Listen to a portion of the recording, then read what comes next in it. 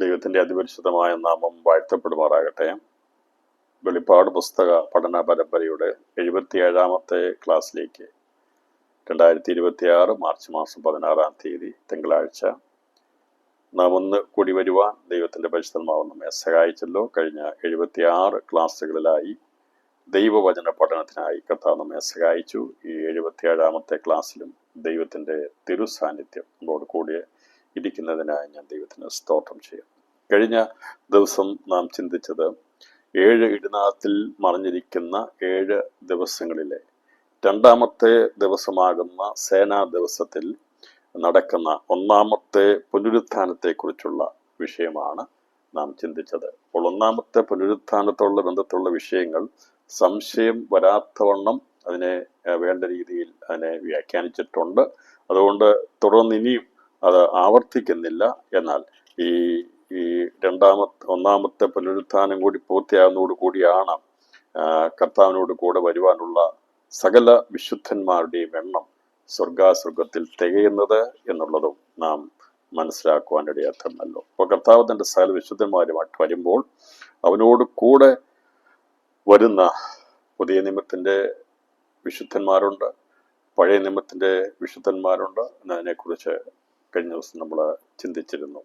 ഒന്നുകൂടി അത് വേഗത്തിൽ പറഞ്ഞ് ഞാൻ ഈ ഭാഗത്ത് നിന്ന് അടുത്ത അതിൻ്റെ തുടർന്നുള്ള പഠനത്തിലേക്ക് പ്രവേശിപ്പാൻ കർത്താവ് താല്പര്യപ്പെടുകയാണ്.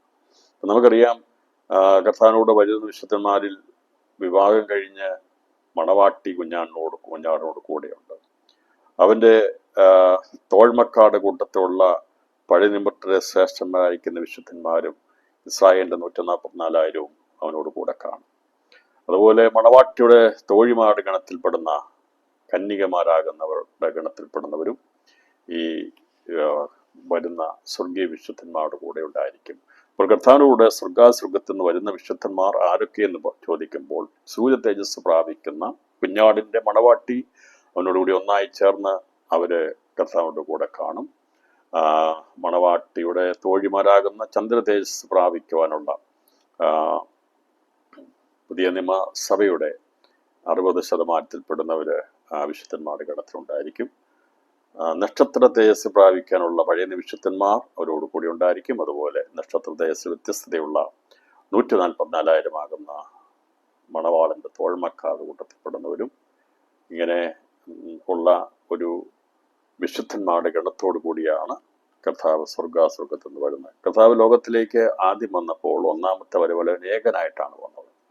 എന്നാൽ അവൻ വന്ന ലോകത്തിൽ തൻ്റെ രക്തം ചീന്തി സഭയെ സ്ഥാപിച്ചു, ദൈവരാജ്യത്തെ സ്ഥാപിച്ചു. എന്നേക്കും നിൽക്കുന്ന ദൈവരാജ്യവും ദൈവസഭയും അതിൻ്റെ പൂർണ്ണതയിലേക്ക് എത്തുവാൻ ദൈവത്തിൻ്റെ പുത്രനായിരിക്കുന്ന ക്രിസ്തു ലോകത്തിൽ വരണമായിരുന്നു. അവൻ മുഖാന്തരം ഏകനായി വന്ന് അവൻ തിരികെ കരേറിപ്പോയപ്പോൾ മരിച്ചൂടെ എന്നുള്ള ആദ്യജാതന്മാരുടെ അവൻ തിരികെ കരേറിപ്പോകുന്നത് ആദ്യജാതനായിട്ടാണ് തിരികെ കരേറിപ്പോകുന്നത്. മരണപുനരുത്ഥാനത്തോടെ ആദ്യജാതനായി യേശു കർത്താവ് സ്വർഗാസ്വർഗത്തിലേക്ക് പ്രവേശിച്ചു. അതിനുശേഷം അവനോട് ചേരുവാനുള്ള ആദ്യജാതന്മാരുടെ സഭ അവനോട് കൂടെ ചേരും.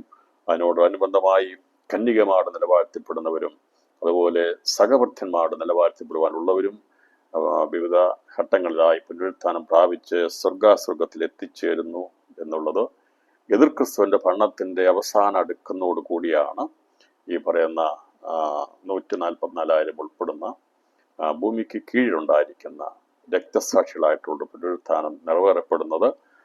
അവരുടെ എണ്ണം തികയപ്പെടുന്നതോടുകൂടി അവരുടെ പുനരുത്ഥാനം നിറവേറപ്പെടുന്നു എന്നുള്ളതിനെ കുറിച്ച് നമ്മൾ സവിസ്തരം ചിന്തിപ്പാനിടയാത്തുണ്ടല്ലോ. ഇന്ന് രാത്രിയിൽ തുടർന്ന് നാം ചിന്തിക്കുന്നത് അങ്ങനെ എടുക്കപ്പെടുന്ന ഈ രക്തസാക്ഷികളെ സ്വർഗാസ്വർഗത്തിൽ അവരെ വെളിപ്പെടുത്തിയിട്ടുണ്ട്.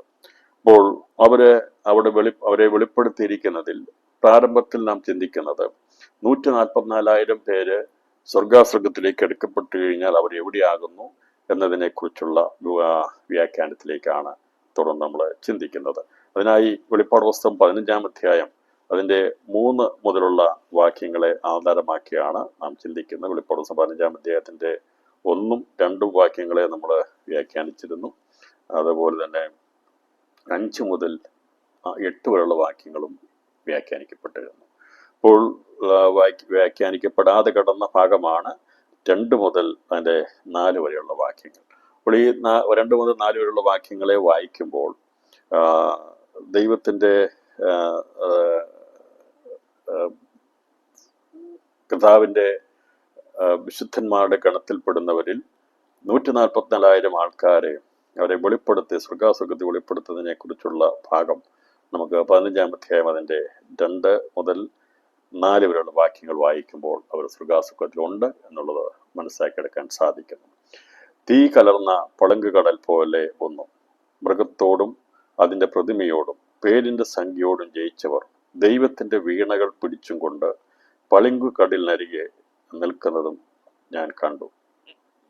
അപ്പോൾ ഇവര് തീ കലർന്ന പളുങ്കുകടൽ പോലെ ഒന്നും മൃഗത്തോടും അതിൻ്റെ പ്രതിമയോടും പേരിൻ്റെ സംഖ്യയോടും ജയിച്ചവർ ദൈവത്തിൻ്റെ വീണകൾ പിടിച്ചും കൊണ്ട് പളുങ്കുകടലിനരികെ നിൽക്കുന്നതും ഞാൻ കണ്ടു. അപ്പോൾ പളുങ്കുകടലിനരികെ എന്നുള്ളത് ഭൂമിയിലുള്ളതല്ല, അത് സ്വർഗാസുഖത്തിലുള്ളതാണ് എന്നുള്ളത് വെളിപ്പാട് പുസ്തകം 14-ാം അധ്യായത്തിൽ നാം ചിന്തിച്ചിരുന്നു. പളുങ്കുകടൽ പരിശുദ്ധാത്മാവിൻ്റെ നിദാനമാണ്. അപ്പോൾ പരിശുദ്ധാത്മാവിൻ്റെ ബന്ധത്തിൽ അവരെ അവിടെ സ്വർഗാസുഖത്തിൽ നമുക്ക് കാണാൻ സാധിക്കുന്നു. അവർ നിൽക്കുന്നവരുടെ ഗണത്തിൽപ്പെടുന്നവരായിട്ടാണ് വെളിപ്പെടുത്തിയിരിക്കുന്നത്.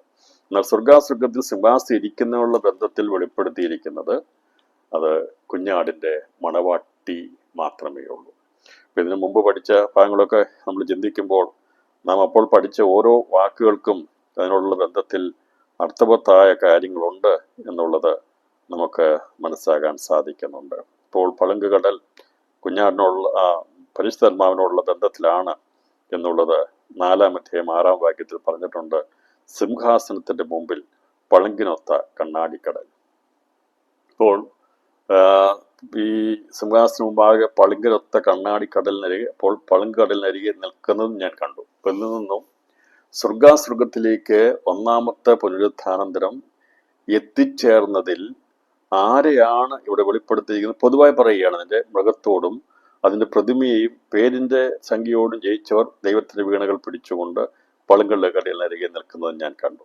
അപ്പോൾ ഇവര് ഈ പളുങ്കുകടലിനരികെ പരിശുദ്ധാത്മാവിൻ്റെ സാന്നിധ്യം വിളിച്ചോതുന്ന സ്വർഗാസുഖത്തിലെ പളുങ്കടലിനരികെ നിൽക്കുമ്പോൾ തീ കലർന്ന പളുങ്കടൽ പോലെ ഇവരെ കാണിക്കുന്നത് പരിശോധനയിലൂടെ ഇവർ കടന്നു വന്നു എന്നതിൻ്റെ വ്യക്തതയാണ് അവിടെ വെളിപ്പെടുത്തിയിരിക്കുന്നത്. അവർ കടന്നു വന്നത് പരിശോധനയിലൂടെയാണ് കടന്നു വന്നതെന്നാണ് അവിടെ വെളിപ്പെടുത്തിയിരിക്കുന്നത്. അപ്പോൾ അതിനുള്ള ബന്ധത്തിൽ നമ്മൾ ചിന്തിക്കുമ്പോൾ അവർ കടന്നുപോയത് വളരെയധികം പരിശോധനയിലൂടെയാണ് കടന്നുപോയത്. അതിനെയാണ് തീ കലർന്ന പളുങ്കടൽ, രക്തസാക്ഷ്യത്തെ വെളിപ്പെടുത്താനാണ് തീ കലർന്ന പളുങ്കടൽ ഇവിടെ വെളിപ്പെടുത്തിയിരിക്കുന്നത്. വീണകൾ പിടിച്ചുകൊണ്ട് നിൽക്കുന്നത് കർത്താവിൻ്റെ 1000 ആണ്ട് വാഴ്ചയിൽ മഹാരാജാവിൻ്റെ പിമ്പിൽ നടക്കാനുള്ളവരാണ്. ഞാനതിൻ്റെ വ്യാഖ്യാനം വെളിപ്പെടുത്തും. ഇപ്പോൾ അത് പറയുന്ന കാര്യങ്ങൾ അതിനുള്ള ബന്ധത്തിലുള്ള വചനമെടുത്ത് നമ്മൾ പഠിക്കുന്നതായിരിക്കും. മൃഗത്തെ കാണിക്കുന്നത് ക്രിസ്തുവാണെന്നറിയാം. പ്രതിമ മനുഷ്യരുടെ കണ്ണുകൾക്ക് അദൃശ്യനായ സാത്താൻ്റെ പ്രതിമയാണ് എതിർ ക്രിസ്തു എന്ന് വെളിപ്പെടുത്തുന്നു. പേരിൻ്റെ സംഖ്യ എതിർ ക്രിസ്തു അറിയപ്പെടുന്ന സംഖ്യയാകുന്ന 666 അപ്പോൾ ഇതിനെ ജയിച്ച് നിൽക്കുന്നവരാണ്. തീ കലർന്ന പളുങ്കുകടൽ പോലെ ഒന്നും അതിൻ്റെ പേരിൻ്റെ സംഖ്യയോടും കൂടെ ജയിച്ചവർ ദൈവത്തിൻ്റെ വീണകൾ പിടിച്ചും കൊണ്ട് പളുങ്കുകടലിനരികെ നിൽക്കുന്നതായിട്ട് ഇവിടെ വെളിപ്പെടുത്തിയിരിക്കുന്നത്. അപ്പോൾ ദാവീദ് 68-ാം സങ്കീർത്തനം രചിച്ചിരിക്കുമ്പോൾ 1000 ആണ്ട് വാഴ്ചയിൽ മഹാരാജാവാകുന്ന ക്രിസ്തുയേശുവിൻ്റെ വിശുദ്ധ മന്ദിരത്തിലേക്കുള്ള എഴുന്നള്ളത്തിനെ കുറിച്ച്, ഭാവി കാലത്ത് സംഭവിക്കുന്ന ഈ ഭൂമിയിൽ സംഭവിക്കാനുള്ള കാര്യത്തെക്കുറിച്ച്, യെരൂശലേമിൽ നടക്കാനുള്ള സംഭവത്തെക്കുറിച്ച് ഈ ദാവീദ് രേഖപ്പെടുത്തിയിരിക്കുന്നതാണ് 68-ാമത്തെ സങ്കീർത്തനം. 68-ാം സങ്കീർത്തനം വായിക്കുമ്പോൾ ആരാണ് വീണക്കാർ, ആരാണ് സംഗീതക്കാർ, ആരാണ് കന്യകമാർ എന്നൊക്കെയുള്ള വ്യക്തമായ കാഴ്ചപ്പാട് നമുക്കതിൽ നിന്ന് ലഭിക്കും. അപ്പോൾ 68-ാം സങ്കീർത്തനം സാധാരണ രീതിയിൽ പാടിയാൽ അതിൻ്റെ അർത്ഥം മനസ്സിലാകത്തില്ല. ഞാൻ പറഞ്ഞല്ലോ, സങ്കീർത്തനങ്ങളൊക്കെ ഒരുപക്ഷെ പാട്ടുപോലെ സിമ്പിളായി തോന്നാമെങ്കിലും അതിൽ മറഞ്ഞിരിക്കുന്നത് പ്രവചനാത്മികമായിരിക്കുന്ന കാര്യങ്ങളാണ്. കർത്താവിനെ കുറിച്ച കാര്യമാണ് പറഞ്ഞിരിക്കുന്നത്. അതുകൊണ്ട് കർത്താവ് പറഞ്ഞ സങ്കീർത്തനങ്ങളിലും മോശയുടെ ന്യായപ്രമാണ പ്രവാചക പുസ്തകങ്ങളിലെല്ലാം എന്നെക്കുറിച്ച് രേഖപ്പെടുത്തിയിരിക്കുന്നു. അപ്പോൾ നമ്മൾ പാടുന്ന ഒരു സങ്കീർത്തനം അത് ദാവീദ് രാജാവിനെ കുറിച്ചുള്ള പാട്ടല്ല, അത് ഏതെങ്കിലും ആൾക്കാരെ പ്രകീർത്തിക്കുന്ന ഗാനങ്ങളല്ല. അതെല്ലാം യേശു ക്രിസ്തുവിനെ കുറിച്ചുള്ള, പിതാവാം ദൈവത്തെക്കുറിച്ചുള്ള, പരിശുദ്ധാത്മാവിനെ കുറിച്ചുള്ള, ഭാവികാല നിത്യതയെക്കുറിച്ചുള്ള പ്രവചനാത്മാവിൽ രേഖപ്പെടുത്തിയിരിക്കുന്ന കാര്യങ്ങളോടുള്ള ബന്ധത്തിലാണ് ഈ സങ്കീർത്തനങ്ങളുടെ പ്രവചന ഭാഗങ്ങൾ കൂടുതൽ ഭാഗം നിൽക്കുന്ന മശീയ സങ്കീർത്തനങ്ങളോടുള്ള ബന്ധത്തിലാണ് നിൽക്കുന്നത്. 68 സങ്കീർത്തനത്തിൽ 24 അതിൻ്റെ 28 വരെയുള്ള ഭാഗം ഒന്ന് വായിച്ചിട്ട് അത് ഇതിനോടുള്ള ബന്ധത്തിൽ ഞാൻ ചിന്തിക്കുന്നത്, നമ്മളിപ്പോൾ തുടർന്ന് ചിന്തിക്കുന്നത്, ആരൊക്കെയാണ് എടുക്കപ്പെടുന്ന വിശുദ്ധന്മാരുടെ ഗണത്തിൽപ്പെടുന്നുള്ളതും അവര് എവിടെയായിരിക്കുന്നു അവരുടെ സ്ഥാനം എന്നുള്ളതും ഒന്ന് വെളിപ്പെടുത്താൻ വേണ്ടിയാണ്. അപ്പോൾ ഒരു ഭാഗം എടുക്കുമ്പോൾ ഇവരെ മാത്രം വെളിപ്പെടുത്തുകയല്ല, മറ്റുള്ളവരെയും കൂടി അതിൽ കൂടി വെളിപ്പെടുത്തേണ്ടത് ആവശ്യകരമാണ്. നമ്മൾ 144,000 മാത്രം വെളിപ്പെടുത്തി രക്തസാക്ഷികളാകുന്നവരിൽ എൻ്റെ ശവങ്ങൾ എന്ന് പറഞ്ഞിരിക്കുന്ന അഥവാ സഹവർത്യന്മാരുടെ ബന്ധത്തിലുള്ള 144,000 പേരെ പളുങ്കുകടലിനരികെ നിൽക്കുന്നത് കണ്ടു എന്ന് പറഞ്ഞുകൊണ്ട് വേണമെങ്കിൽ നമുക്ക് ആ ഭാഗം വേണമെങ്കിൽ അവസാനിപ്പിക്കാം. എന്നാൽ അതിൽ നിന്ന് കൂടുതലായി നാം പഠിക്കണമെങ്കിൽ ആരെല്ലാമാണ് കർത്താവിനോട് കൂടെ വരുന്നതെന്നും അവരുടെ ദൗത്യം എന്താണ്, പദവി എന്താണ്, 1000 ആണ്ട് വാഴ്ചയിൽ കർത്താവിനോടുള്ള യാത്രയിൽ അവരാരായിരിക്കും എന്നതിനെ കുറിച്ചുമുള്ള വചന തെളിവുകൾ വെളിപ്പാട് പുസ്തകത്തിൽ ഉൾപ്പെടെ സങ്കീർത്തനങ്ങളൊക്കെ രേഖപ്പെടുത്തിയിട്ടുണ്ട്. 68 സങ്കീർത്തനത്തിന്റെ 24 വാക്യത്തിൽ വായിക്കുന്നത്, ദൈവമേ, അവർ നിന്റെ എഴുന്നള്ളത്ത് കണ്ടു, എൻ്റെ ദൈവവും രാജാവുമായവന്റെ വിശുദ്ധ മന്ദിരത്തേക്കുള്ള എഴുന്നള്ളത്ത് തന്നെ. അപ്പോൾ യേശു ക്രിസ്തു ഈ ലോകത്തിൽ 1000 ആണ്ട് വാഴുമ്പോൾ അവന്റെ മന്ദിരത്തിൽ നിന്ന് അഥവാ അവന്റെ കൊട്ടാരത്തിൽ നിന്ന് വിശുദ്ധ മന്ദിരത്തിലേക്ക് എഴുന്നള്ളും, അവൻ അവിടേക്ക് പ്രവേശിക്കും എന്നതിനെ കുറിച്ച് ദാവീദ് രേഖപ്പെടുത്തിയിരിക്കുകയാണ്. ഇന്ന് യുദ്ധകലുഷിതമായിരിക്കുന്ന ഇസ്രായേൽ സമാധാനപൂർണമല്ല. അവിടെ താമസിക്കുവാൻ പലരും ഭയപ്പെടുകയാണ്. കാരണം അതിന് ചുറ്റുമുള്ള പ്രദേശങ്ങൾ ഉൾപ്പെടെയുള്ള ദേശങ്ങളെല്ലാം വളരെ അസമാധാനത്തിന്റെ ഭീതിയില്ല. എന്നാൽ യെരൂശലേം മഹാരാജാവിന്റെ നഗരമാണ്. അവിടെ സമാധാനം വാണരുളും. യെരൂശലേം എന്നതിൻ്റെ അർത്ഥം സമാധാനത്തിന്റെ അടിസ്ഥാനം എന്നാണ് എൻ്റെ അർത്ഥം. ശാലേം, യെരൂശലേം. അപ്പം സമാധാനത്തിന്റെ സ്ഥലമാണ് യെരൂശലേം. അപ്പോൾ എങ്ങനെ പേരുകൊണ്ട് ദൈവം അതിനെ യെരൂശലേം എന്നാക്കിയിരിക്കുകയാണെങ്കിൽ ആ പേരിന് യാതൊരു വിലയും കൊടുക്കാത്ത വിധത്തിലുള്ള അസമാധാനമാണ് അവിടെ നിലകൊള്ളുന്നത്. അതുകൊണ്ടാണ് യെരൂശലേമിന്റെ സമാധാനത്തിന് വേണ്ടി പ്രാർത്ഥിപ്പീനെന്നും വചനത്തിൽ പറഞ്ഞിരിക്കുക. അപ്പോൾ ദൈവം സമാധാനം ആഗ്രഹിക്കുന്നിടത്ത് അസമാധാനം വിതയ്ക്കുക എന്നുള്ളത് സാധാരണ തന്ത്രമാണ്, അവന്റെ പദ്ധതിയാണ്. കാരണം കർത്താവ് എന്തെല്ലാം പറഞ്ഞുവോ അതിനെതിരെ നിൽക്കുക എന്നുള്ളതാണ് ഇനി പ്രത്യക്ഷപ്പെടാൻ പോകുന്ന യേശുക്രിസ്തുവിന്റെ ദൗത്യം. അതുകൊണ്ട് എന്തെല്ലാം ദൈവത്തിന്റെ വചനത്തിൽ പറഞ്ഞിരിക്കുന്നുവോ അതിനെല്ലാം വിപരീതമായിട്ടായിരിക്കും അവന്റെ പ്രവൃത്തികൾ ചെയ്തു തുടങ്ങുന്നത്. അതിനുള്ള ലക്ഷണങ്ങളാണ് കണ്ടു തുടങ്ങിയിരിക്കുന്നത്. അപ്പോൾ എൻ്റെ ദൈവവും രാജാവുമായവന്റെ വിശുദ്ധ മന്ദിരത്തേക്കുള്ള എഴുന്നള്ളത്ത് തന്നെ. 68 സങ്കീർത്തനം മുഴുവനും എടുത്ത് വ്യാഖ്യാനിക്കുന്നില്ല. ഇത് ദാവീദ് രചിച്ച സങ്കീർത്തനമാണ് എന്നുള്ളത് അതിന്റെ ഹെഡിങ്ങിൽ പറഞ്ഞിട്ടുണ്ട്. ഇവിടെ പറഞ്ഞിരിക്കുന്നത് 25 വാക്യം, ആരൊക്കെയാണ് ഈ എഴുന്നള്ളത്തിൽ അവനോട് കൂടെ പോയി രാജാവിനെ എഴുന്നള്ളിച്ചു കൊണ്ടുപോകുന്നവർ ആരൊക്കെയാണ് എന്നുള്ളത് രേഖപ്പെടും. നമുക്കറിയാമല്ലോ, പണ്ട് രാജാക്കന്മാരെയൊക്കെ എഴുന്നള്ളിച്ചു പല്ലക്കിൽ കൊണ്ടുപോകുമായിരുന്നു. അപ്പോൾ അങ്ങനെ കൊണ്ടുപോകുമ്പോൾ അവിടെ മുമ്പിലും പിറകിലും അവിടെ ചുറ്റുവട്ടമൊക്കെ ആൾക്കാര് നിൽക്കും എന്നുള്ളത് ആണ് ഇവിടെ പറഞ്ഞിരിക്കുന്നത്. അപ്പോൾ എന്നാൽ യഥാർത്ഥത്തിൽ കുഞ്ഞാടാം ദൈവം മഹാരാജാവായി ലോകത്തിൽ വന്നു കഴിയുമ്പോൾ അവന്റെ വാസസ്ഥലത്ത് നിന്ന് വിശുദ്ധ മന്ദിരത്തിലേക്ക് എഴുന്നള്ളുന്നതിനെ കുറിച്ച് ദാവീദ് പ്രവചനാത്മാവിൽ രേഖപ്പെടുത്തിയിരിക്കുന്ന പ്രകാരമാണ്. സംഗീതക്കാർ മുമ്പിൽ നടന്നു, വീണക്കാർ പിമ്പിൽ നടന്നു, തപ്പുകൊട്ടുന്ന കന്യകമാർ ഇരുപുറവും നടന്നു. പ്രിയപ്പെട്ടവരെ, ഇത് സംബന്ധമായിട്ടുള്ള പഠനം ഇന്ന് നടത്തിയതല്ല. ദൈവകൃപയ ഏകദേശം 2001 മുമ്പ് 1999 കാലഘട്ടങ്ങൾ, അതായത് ഇന്നേക്ക് ഏകദേശം 27 വർഷം മുമ്പ് 68 സങ്കീർത്തനെ കുറിച്ചുള്ള കാഴ്ചപ്പാടിൽ ദൈവാത്മാവ് എനിക്ക് അതേക്കുറിച്ച് വെളിപ്പെടുന്നുണ്ടായിരുന്നു. വെളിപ്പാട് ദിവസം ഇന്ന് എഴുതുമ്പോൾ കിട്ടിയ വെളിപ്പാടില്ലത്. ഞാൻ പറഞ്ഞ ചില കാര്യങ്ങൾ ഇപ്പോൾ വെളിപ്പെടുത്തുന്നുണ്ട്. എന്നാൽ വളരെ കാലങ്ങൾക്ക് മുമ്പ് ദശാബ്ദങ്ങൾക്ക് മുമ്പ് 2 ദശാബ്ദങ്ങൾക്ക് മുമ്പ് ദൈവം വെളിപ്പെടുത്തിയ കാര്യങ്ങളാണ്. അന്ന് അത് വെളിപ്പെടുത്തിയപ്പോൾ അതിൻ്റെ ആഴം എത്രയെന്ന് എനിക്കറിയത്തില്ലായിരുന്നെങ്കിലും തുടർന്നുള്ള വെളിപ്പാട് പുസ്തക പഠനത്തിലൊക്കെ അത് പ്രയോജനപ്പെടുവാനായിട്ട് ഇടയാത്തീർന്നു. അപ്പോൾ അതുകൊണ്ട് ഇവിടെ രേഖപ്പെടുത്തിയിരിക്കുന്നത് 4 കൂട്ടരെ കുറിച്ച് 3 കൂട്ടരെ കുറിച്ച് എഴുതിയിരിക്കുമ്പോൾ ഇതിനെ വിഭാഗിച്ചെടുക്കണം, വ്യാഖ്യാനിച്ചെടുക്കണമെങ്കിൽ അതിൻ്റെ തുടർന്നുള്ള ഭാഗങ്ങൾ കൂടി പഠിക്കണം. പറഞ്ഞിരിക്കുന്നത് ഇസ്രായേലിന്റെ ഉറവിൽ നിന്നുള്ളവരെ സഭായോഗങ്ങളിൽ നിങ്ങൾ കർത്താവായ ദൈവത്തെ വാഴ്ത്തുവിൻ. അത് പറയുകയാണ്, അവിടെ അവരുടെ നായകനായ ചെറിയ ബെന്യാമീനും യഹൂദ പ്രഭുക്കന്മാരും അവരുടെ സംഘവും സെബുലൂൻ പ്രഭുക്കന്മാരും നഫ്താലി പ്രഭുക്കന്മാരുമുണ്ട്. അപ്പോൾ ആരൊക്കെയാണ് ഈ എഴുന്നള്ളത്തിൽ ഉള്ളത് എന്നുള്ളത് വെളിപ്പെടുത്തുകയാണ്. ആരൊക്കെയാണ് ഇവിടെ ഉള്ളതെന്ന് പറയുമ്പോൾ ഇവിടെ 4 യാക്കോബിന്റെ 4 ഗോത്രങ്ങളുടെ പേരിവിടെ എടുത്ത് വെളിപ്പെടുത്തിയിട്ട് പറയുകയാണ്, ഇസ്രായേലിന്റെ ഉറവിൽ നിന്നുള്ളവരെ സഭായോഗങ്ങളിൽ നിങ്ങൾ കർത്താവായ ദൈവത്തെ വാഴ്ത്തുവിൻ. ഇപ്പോൾ അവന്റെ ഉറവിൽ നിന്നുള്ളവര്, ഇതേക്കുറിച്ച് യഹോവ വംശങ്ങളെ എഴുതുമ്പോൾ അവനും ഇവനും അവിടെ ജനിച്ചു എന്നൊക്കെ പറഞ്ഞ് ദൈവത്തിന്റെ നഗരത്തെക്കുറിച്ചുള്ള വലിയ കാര്യങ്ങളെക്കുറിച്ച് പറഞ്ഞിട്ടുണ്ട്. അപ്പോൾ ഇവരെല്ലാവരും ഇസ്രായേലിന്റെ ഉറവിൽ നിന്നാണ്, അഥവാ ആ ദൈവത്തിന്റെ ഉറവിൽ നിന്നാണ് ഇവർക്ക് ജനിച്ചിരിക്കുന്നത്.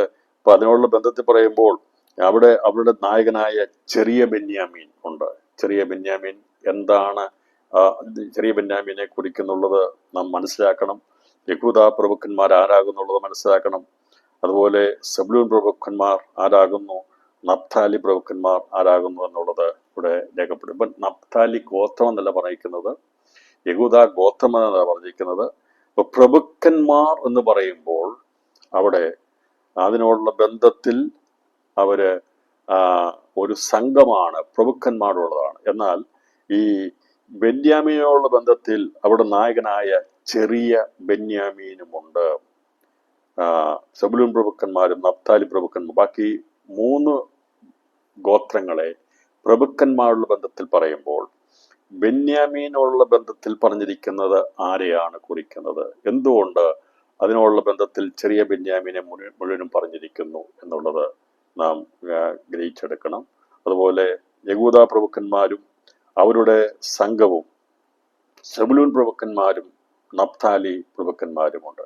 അപ്പോൾ ചെറിയ ബെന്യാമീൻ ആരാകുന്നു, യഹൂദ പ്രഭുക്കന്മാർ ആരാകുന്നു, അവരുടെ സംഘമേതാണ്, സെബുലൂൻ പ്രഭുക്കന്മാരും നഫ്താലി പ്രഭുക്കന്മാരും ആരാകുന്നു എന്നതിൻ്റെ വ്യാഖ്യാന അർത്ഥത്തിലേക്കാണ് നാം ഇന്ന് രാത്രി പ്രവേശിക്കുന്നത്.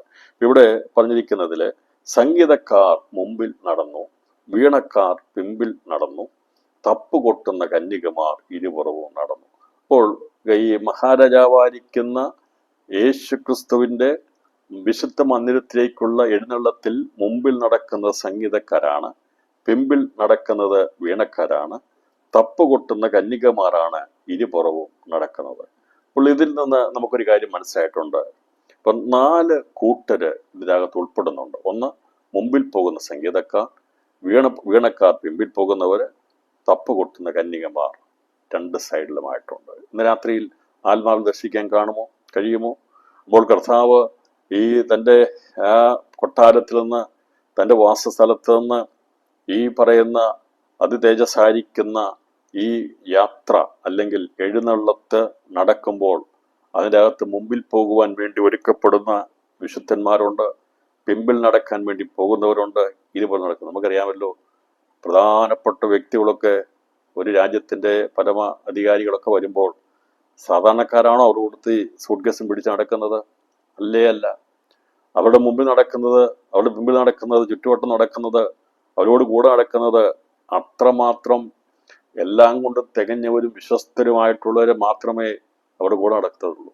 അവരുടെ കൂടെ നടക്കുന്ന അവരുടെ ബാഗ് പിടിക്കണമെങ്കിൽ അവരെ പോകുമ്പോൾ അവിടെ മുമ്പിലും പിമ്പിലും ചുറ്റുപാടും ഒക്കെ നിന്ന് അവരെ കൊണ്ടുപോകുന്നത് അത്രമാത്രം പ്രാധാന്യതയുള്ളൊരു വ്യക്തിയാണ് അവർ കൊണ്ടുപോകുന്നത്. അത് നമുക്കിവിടെ കാണാൻ സാധിക്കും. അതിൻ്റെ അകത്ത് കാണുന്ന പൊതുജീവനം എല്ലാവരും കൂടുന്ന പോലെ നമ്മളൊക്കെ മീൻ വാങ്ങിക്കാൻ പോകുമ്പോൾ ചന്തയിൽ ചെന്ന് നിൽക്കുമ്പോൾ നമുക്ക് ചുറ്റും ആൾക്കാർ നിൽക്കുന്ന പോലെയാണോ ഈ ഉന്നതന്മാരായിരിക്കുന്ന വ്യക്തികൾ പോകുന്നത്? അങ്ങനെയല്ല പോകുന്നത്. കാരണം വിലയുള്ള ഒരുവന് അങ്ങനെ നമ്മൾ പോയി ഞാൻ നിൽക്കുന്ന പോലെ അവിടെ പോയി നിൽക്കാൻ പറ്റത്തില്ല. അപ്പോൾ അതിന് പ്രത്യേകമായിരിക്കുന്ന സന്നാഹങ്ങളുണ്ട്. കാരണം അവർ സംരക്ഷിക്കപ്പെടേണ്ടവരാ, സൂക്ഷിക്കപ്പെടേണ്ടവരാ. അപ്പൊ നമ്മുടെ കർത്താവായ യേശു ക്രിസ്തു ലോകത്തിൽ വന്നപ്പോൾ സാധാരണ ജനങ്ങളുടെ ഇടയിലാണ് നിന്നത്. അവനൊരു വേർകൃത്യവും കാണിക്കാതെ എല്ലാവരുടെയും കൂടെ നിന്നു. എന്നാൽ ഇനി രണ്ടാമത് കർത്താവ് വരുന്നത് അങ്ങനെ എല്ലാവരുടെ ഇടയിൽ നിൽക്കാൻ വേണ്ടി അല്ല വരുന്നത്. അന്നവൻ രാജാവായിട്ടാണ് വരുന്നത്. രാത്രി പ്രത്യേകം ശ്രദ്ധിക്കണമേ. നമ്മുടെ ഭൂമിയിലെ ജീവിതത്തിൽ നാം ഇവിടെ താഴ്മയുള്ളവരും ദാസന്മാരും വിലയില്ലാത്തവരും ഏറ്റവും അധികം താഴ്മയുള്ളവരായി കർത്താവ് കാണിച്ച് മാതൃക കാണിക്കണം. എന്നാൽ നമ്മൾ ഭാവിയിൽ അങ്ങനെ എല്ലാവരുടെയും കാല് പിടിച്ചു നിൽക്കാനുള്ളവരല്ല, എല്ലാവരുടെയും ദാസന്മാരല്ല, നാം താഴ്ന്നു നിൽക്കാനുള്ളവരല്ല. കാരണം അവൻ രാജാവായിട്ട് വരുമ്പോൾ അവനോട് കൂടെ വരുന്നവർ അത്രമാത്രം ശ്രേഷ്ഠമേറിയ പദവിയിലുള്ളവരാണ്. അതുകൊണ്ട് ഈ താൽക്കാലിക ജീവിതത്തിൽ നമ്മൾ ക്രിസ്തുവിനെ മാതൃകയായിട്ട് അനുഗമിച്ചാൽ വരാനുള്ള ഭാവിയിൽ നാം ക്രിസ്തുവിനോട് കൂടെ അവന്റെ അതേ പദവിക്കൊത്തവണ്ണം അവനോട് സദൃശന്മാരായിത്തീരുന്നതിനോട് ബന്ധത്തിലാണ് പറഞ്ഞിരിക്കുന്നത്. ഇപ്പൊ കാര്യം മനസ്സിലായല്ലോ. അബ്രഹാമൊക്കെ പ്രയാണം ചെയ്ത് അന്യദേശത്ത് ഒന്നുമില്ലാത്തവനെ പോലെ നടന്നു, അല്ലേ? അവന് വാഗ്ദത്തം ലഭിച്ച സ്ഥലത്ത് ഒന്നുമില്ലാത്ത പോലെ നടന്നു. പക്ഷേ അവനറിയാമായിരുന്നു അവൻ ഇങ്ങനെ ഇന്ന് എല്ലാവരുടെ മുമ്പിൽ ഒന്നുമില്ലാത്തവനായിട്ടാണ് നടക്കുന്നെങ്കിലും അബ്രഹാമിനും ഇസ്ഹാക്കിനും യാക്കോബിനും ഒക്കെ അറിയാമായിരുന്നു അവർക്കൊക്കെ വേണ്ടി ദൈവം കരുതിയിരിക്കുന്ന വലിയ സ്ഥാന മഹിമകളുണ്ടെന്നുള്ളത്. ഇന്ന് യേശുവിനെ പിൻപറ്റുന്ന ദൈവജനമേ, നമ്മൾ ഈ ഭൂമിയിൽ ഒരുപക്ഷെ ഏറ്റവും അധികമായി താഴ്ച അനുഭവിക്കുന്നതായിരിക്കാം, ഏറ്റവും അധികമായി റിജക്റ്റഡ് ആയിരിക്കാം. എന്നാൽ എന്നും താഴ്ച അനുഭവിക്കാനുള്ളവരല്ല ദൈവമക്കൾ. ദൈവം നമ്മളെ ഉയർത്തിയാൽ ആർക്കും താഴ്ത്തുവാൻ കഴിയത്തില്ല. അതുകൊണ്ടാണ് പറയുന്നത്, അവന്റെ ബലമുള്ള കൈക്കീഴിൽ താണിരിപ്പീൻ, എന്നാൽ അവൻ നമ്മളെ തക്ക സമയത്തുയർത്തും. ഇന്ന് വിധിക്കപ്പെടുന്നവരാ, ഇന്ന് ശിക്ഷിക്കപ്പെടുന്നവരാ, ഇന്ന് ആക്ഷേപിക്കപ്പെടുന്നവരാ, ഇന്ന് തല്ലുകൊള്ളുന്നവരാ, ഇന്ന് കൊല്ലപ്പെടുന്നവരാ, ഇന്ന് വീണ് കിടക്കുന്നവരാ.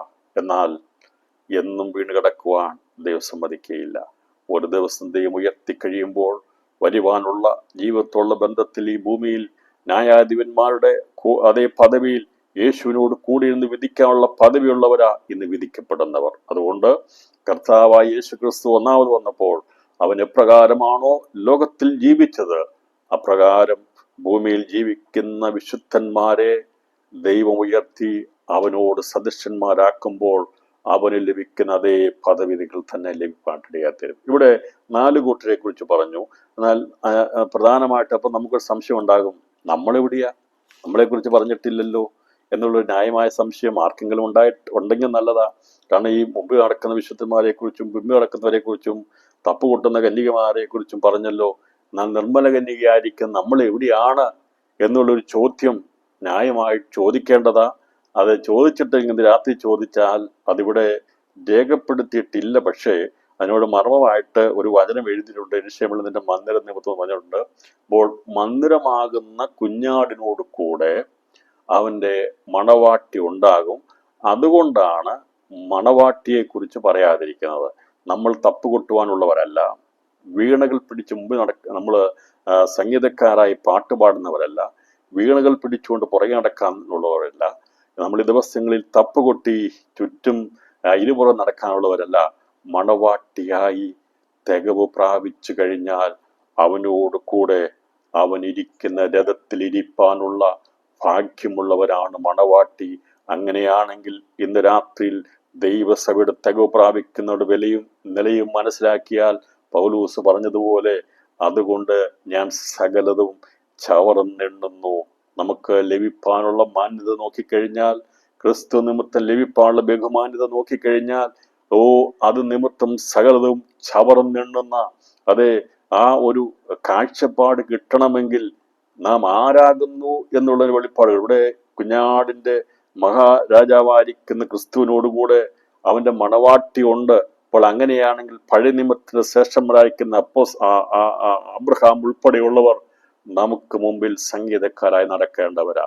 നഫ്താലി ഗോത്രത്തിലുള്ള 144,000 ആകുന്ന രക്തസാക്ഷികളായിട്ടുള്ളവർ നമുക്ക് മുമ്പിൽ വീണകൾ പിടിച്ചുകൊണ്ട് നടക്കേണ്ടവരാ. നമുക്ക് ചുറ്റുമായി 2 സൈഡിലും അതേ പ്രിയപ്പെട്ടവരുടെ ജയാളികളായി അവനോട് കൂടെ ചേരുന്ന മണവാട്ടി സഭ മണവാളനോടുകൂടെ അവനോടുകൂടെ രാജ്ഞിയായി തീർന്നു കഴിഞ്ഞാൽ അവൻ സഞ്ചരിക്കുന്ന ആ എഴുന്നള്ളത്തിൽ അവനോട് കൂടി ഉള്ളപ്പോൾ ഇരുപുറത്തും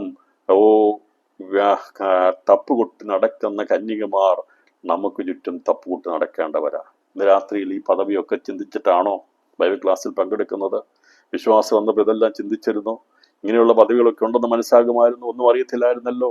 നാം രക്ഷിക്കപ്പെട്ടു, സ്നാനപ്പെട്ടു എന്നുള്ളതല്ലാതെ അതിനപ്പുറമായിട്ട് മരിച്ചാൽ സ്വർഗത്തിൽ പോകുന്ന ഒരു ചിന്ത കൊണ്ട് മാത്രമല്ലേ പലപ്പോഴും എഴുതുന്നത്. എന്നാൽ നമുക്ക് ലഭിക്കാനുള്ള പദവി വിചാരിച്ചാൽ, നമ്മിൽ വെളിപ്പെടാനുള്ള തേജസ് വിചാരിച്ചാൽ, നമുക്ക് ലഭിക്കാനുള്ള സ്ഥാനം വിചാരിച്ചാൽ, ഈ കാലത്തിലെ കഷ്ടങ്ങൾ സാരമില്ലെന്നെണ്ണണം. ഈ ലോകത്തെ നാം നിസ്സാരമായി കണ്ടുകൊണ്ട് ഈ ജീവിതത്തിൽ അർത്ഥപൂർണമായിരിക്കുന്ന ജീവിതം നയിച്ചാൽ നമുക്ക് ലഭിക്കാൻ പോകുന്നത് അതിശ്രേഷ്ഠകരമായ പദവിയാണ്. ഇതാണ് വെളിപ്പാട് ദിവസം പഠിച്ചാലുള്ള ഗുണം. മറ്റൊരു പുസ്തകങ്ങൾ പഠിച്ചാൽ അത്രമാത്രം ആഴം മനസ്സിലാകത്തില്ല. എന്നാൽ വെളിപ്പാട് പുസ്തകം പഠിക്കുമ്പോഴാണ് ഒരു മനുഷ്യൻ ക്രിസ്തുവിലായാൽ അവൻ പുതിയ സൃഷ്ടിയായി തീർന്ന്, ക്രിസ്തുവിനോട് സദൃശന്മാരായി തീർന്ന്, അവന് ലഭിക്കുന്ന സകലത്തിനും നാം അവകാശികളായി തീരുമെന്നുള്ള കാല സമ്പൂർണതയ്ക്ക് മുമ്പ്, അഥവാ ലോകസ്ഥാപനത്തിന് മുമ്പ് പിതാവാം ദൈവം പ്ലാൻ ചെയ്ത പദ്ധതിയിട്ടിരുന്നത് നമ്മെ കണ്ടുകൊണ്ടാണ് അവൻ പദ്ധതിയിട്ട്. അതിനു വേണ്ടിയാണ് തൻ്റെ പുത്രനെ ചോര തന്ന് നമ്മളെ വീണ്ടെടുക്കുവാൻ വേണ്ടി ഭൂമിയിലേക്ക് അയച്ചത്.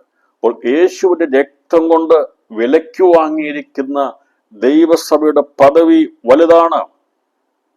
നീ ചെറുതാണ്, ഒന്നുമില്ല എന്നൊക്കെ പലരും പറയുമ്പോഴും അകത്ത് പറയണം, എന്നെ വിലയ്ക്ക് വാങ്ങിയത് സകലത്തെക്കാൾ വിലയേറിയ രക്തം കൊണ്ടാണ്. അതുകൊണ്ട് ഞാൻ എൻ്റെ ദൈവത്തിനുള്ളതാ, ഞാൻ എൻ്റെ പ്രിയനുള്ളവളാ. അതുകൊണ്ടാണ് പറയുന്നത്, ഞാൻ എൻ്റെ പ്രിയനുള്ളവൾ, അവൻ്റെ ആഗ്രഹം എന്നോടാകുന്നു. തമയത്തിൽ പറയുകയാണ്, ഞാൻ എൻ്റെ പ്രിയനുള്ളവളാ, അവൻ്റെ ആഗ്രഹം എന്നോടാകുന്നു.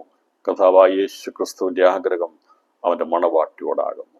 അങ്ങനെയാണെങ്കിൽ മണവാളായിരിക്കുന്ന ക്രിസ്തുവിനെ എത്രമാത്രം സ്നേഹിക്കുവാൻ കഴിയുമോ അത്രമാത്രം സ്നേഹിച്ച് അവന് വേണ്ടി മാത്രം കാത്തിരിക്കുന്നവരാണ് നിർമ്മല കന്യകയായിട്ടുള്ളവര്. നമ്മുടെ ഹൃദയത്തെ ക്രിസ്തുവിനെ സമ്പൂർണമായി ഏൽപ്പിച്ചു കൊടുത്തുകൊണ്ട് പരിശുദ്ധാത്മാവ് നമ്മെ വിവാഹ നിശ്ചയം ചെയ്തിരിക്കുന്നു. സർപ്പം ഹവ്വായെ ഉപായത്താൽ ചതിച്ചതുപോലെ നമ്മുടെ ഏകാഗ്രതയും നിർമ്മലതയും വിട്ട് വഷളായി പോകുമോ എന്ന് പൗലോസ് ഭയപ്പെട്ടതുപോലെ ദിവസങ്ങളിൽ നാം വഷളായി പോകാതിരിക്കുവാൻ, നമുക്ക് ലഭിക്കാൻ പോകുന്ന പദവി പ്രാപിച്ചെടുക്കാൻ വേണ്ടി, അതിനുവേണ്ടി നാം വർജനം ചെയ്യേണ്ടത് വർജനം ചെയ്ത് ദിവസങ്ങൾ ജീവിപ്പാൻ ദൈവത്തിൻ്റെ കൃപ നമ്മുടെ മേൽ പകരപ്പെടട്ടെ. നമുക്കറിയാം, IAS ഒക്കെ പഠിക്കുന്ന കുഞ്ഞുങ്ങളെയോട് ചോദിച്ചാൽ അവർ പറയും, ഞങ്ങൾ 2 വർഷം 3 വർഷം ഒന്നും മൊബൈൽ തൊട്ടിട്ടില്ലെന്ന് പറയും. കാരണം അവർ വർജിച്ചു. കാരണം എപ്പോഴും മൊബൈൽ എടുത്ത് നോക്കിക്കൊണ്ടിരുന്നാൽ ഈ പറഞ്ഞ കാര്യം നടക്കത്തില്ല. അപ്പോൾ ഉന്നതമായ സ്ഥാനം ലഭിക്കണമെങ്കിൽ മറ്റുള്ള കുട്ടികൾ ചെയ്യുന്ന പോലെ കാര്യങ്ങൾ ചെയ്ത് നടന്നു കഴിഞ്ഞാൽ അവർക്കതാകാൻ പറ്റത്തില്ല. ഞാൻ പറഞ്ഞില്ല, എല്ലാവരും ആകണമെന്നില്ല, അത് ഓരോരുത്തരുടെ വ്യത്യസ്തമായ രീതി. പക്ഷെ എങ്കിലും അതിനുവേണ്ടി ഒരു നല്ല തയ്യാറെടുപ്പുണ്ട്. ഒരു ദിവസം 5-8 മണിക്കൂറൊക്കെ സ്പെൻഡ് ചെയ്തിട്ടാണ് അവർ അങ്ങനെ ഒരു പഠനത്തിൽ അവർ ഏത് മേഖലയെന്ന് ചോദിച്ചാലും ഉത്തരം പറയണം, അവർ നിലവാരത്തിലേക്ക് എത്തുന്നത്. അങ്ങനെ പ്രിയപ്പെട്ടവരെ, അവരൊക്കെ ഈ ലോകത്തിൻ്റെ അഡ്മിനിസ്ട്രേഷൻ തലപ്പത്തെത്തുവാൻ വേണ്ടി 5-8 മണിക്കൂറുകൾ അവർ കഷ്ടപ്പെടുകയും, അതുപോലെ തന്നെ അവർ വേണ്ട സാധാരണ ആൾക്കാരൊക്കെ ഉപയോഗിക്കുന്ന കാര്യങ്ങളൊക്കെ മാറ്റിവെച്ച് അത് വർജനം ചെയ്ത് അവർ കാത്തിരിക്കുന്ന ഒരിക്കൽ സ്ഥാനം ലഭിച്ചു കഴിഞ്ഞാൽ അവർ സ്വതന്ത്രമായി പിന്നീട് പ്രശ്നമില്ല. അതുകൊണ്ട് ഈ താൽക്കാലിക ജീവിതത്തിൽ നമുക്ക് ലോകത്തിൻ്റെ ഗതിയിൽ പോകാതെ മാറ്റിവെക്കേണ്ടതിന് മാറ്റിവെച്ച് വിശുദ്ധിയെ തികച്ചാൽ ഇവിടുത്തെ താൽക്കാലിക ജീവിതത്തിൽ മാത്രമേ ഇതുള്ളൂ. ഇതിന് ശേഷമായി നാം ദൈവത്തോടു കൂടെ നിത്യതയിൽ അവനോടുകൂടെ ഭരണകർത്താക്കളായി തീരുവാനുള്ള വലിയ പദവിയാണ് ഉള്ളത്.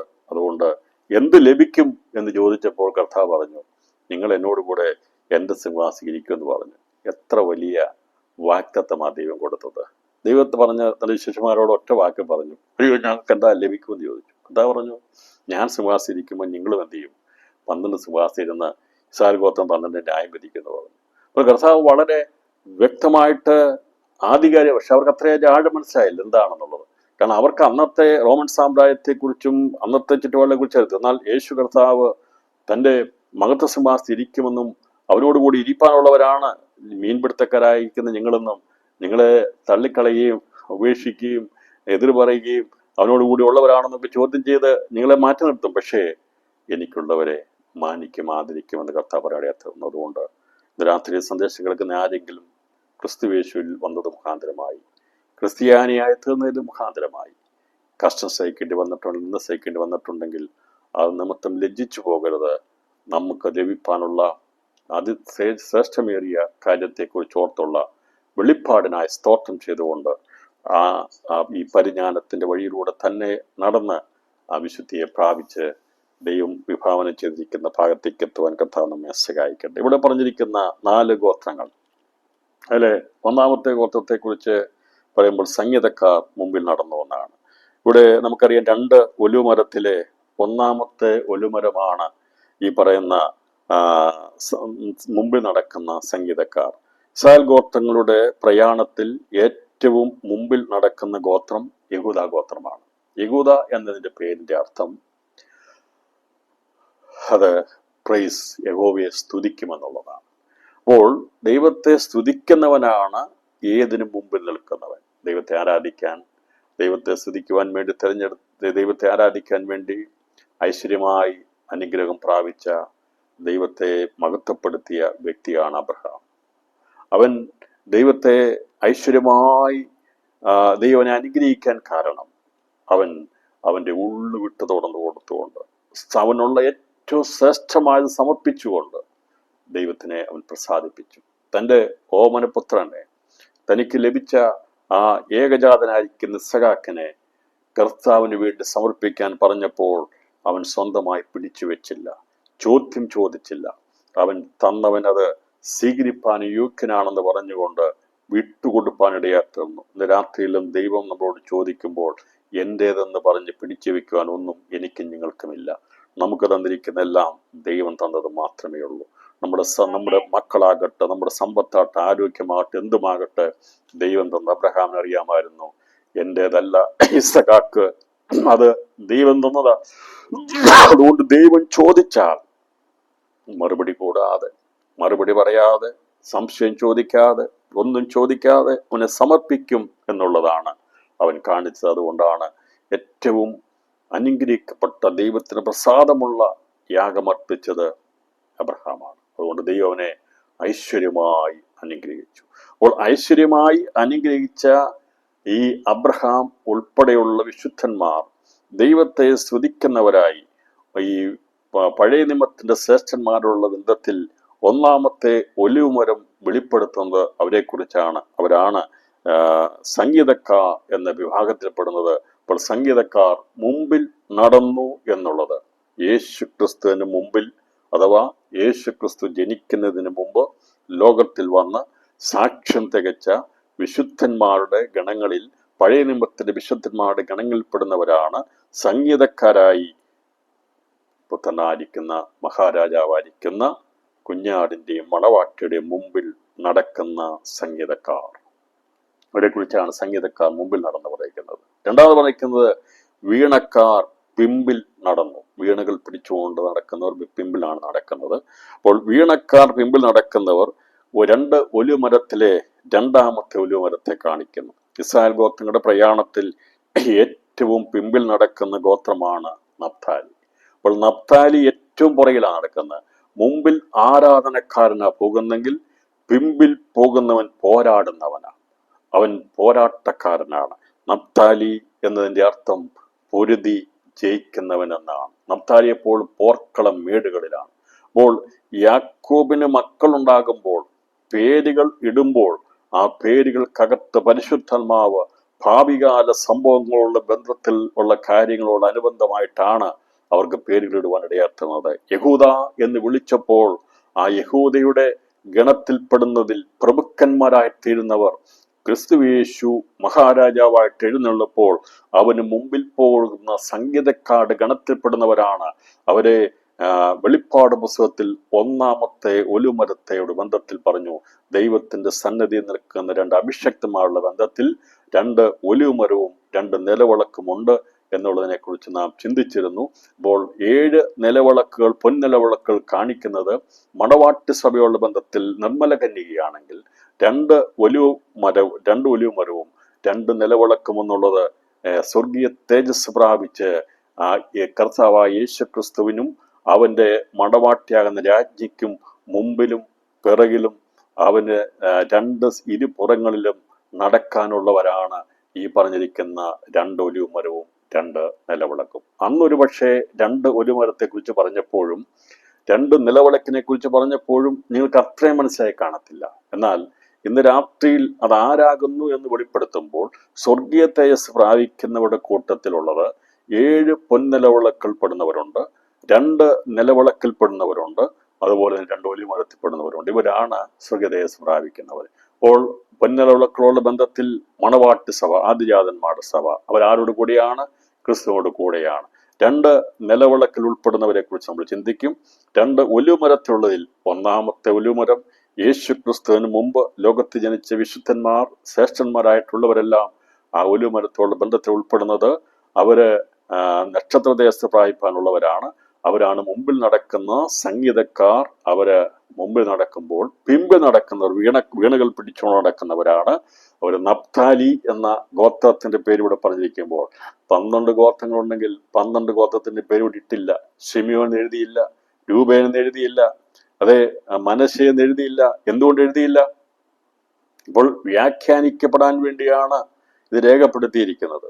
അപ്പോൾ ഈ വ്യാഖ്യാന അർത്ഥം മനസ്സിലാക്കി അതിൻ്റെ ആഴങ്ങൾ മനസ്സിലാക്കിയാൽ മാത്രമേ സങ്കീർത്തനമൊക്കെ വായിക്കുമ്പോൾ അതിൻ്റെ അകത്ത് ഇത്രമാത്രം വചനങ്ങൾ, സത്യങ്ങൾ, പ്രവചനിക കാര്യങ്ങൾ എഴുതപ്പെട്ടിട്ടുണ്ടല്ലോ എന്നുള്ളത് ഗ്രഹിക്കാൻ പറ്റുള്ളൂ.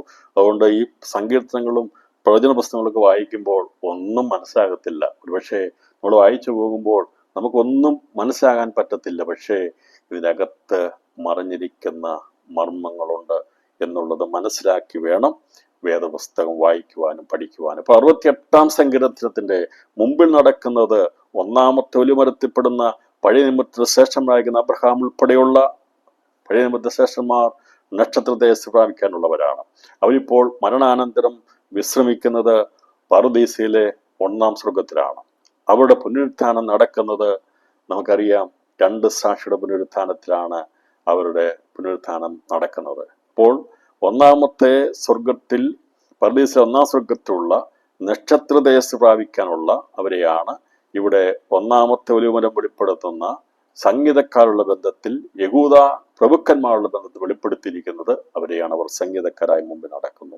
വീണക്കാരുള്ള ബന്ധത്തിൽ പിമ്പിൽ നടക്കുന്നവരെ പറഞ്ഞിരിക്കുന്നത് പോരാടി ജയിക്കുന്നവരാകുന്നെന്നും അവര് 144,000 ആകുന്നുവെന്നും ഭൂമിയുടെ ആദ്യഫലമാകുന്നുവെന്നും അവരുടെ മരണാനന്തരം അവർ വിശ്രമിക്കുന്നത് ഭൂമി എന്ന യാഗപീഠത്തിന്റെ കീഴിലാകുന്നു എന്നുള്ളതും അവിടെ പുനരുത്ഥാനം നടക്കുന്നത് ഒന്നാമത്തെ പുനരുത്ഥാനത്തിലാകുന്നുവെന്നും കഴിഞ്ഞ ദിവസങ്ങളിലുള്ള പഠനങ്ങൾ നാം മനസ്സിലാക്കിയെടുക്കുവാൻ ഇടയാത്തുന്നു. അപ്പോൾ പിമ്പ് നടക്കുന്ന നപ്താലിയാണ്.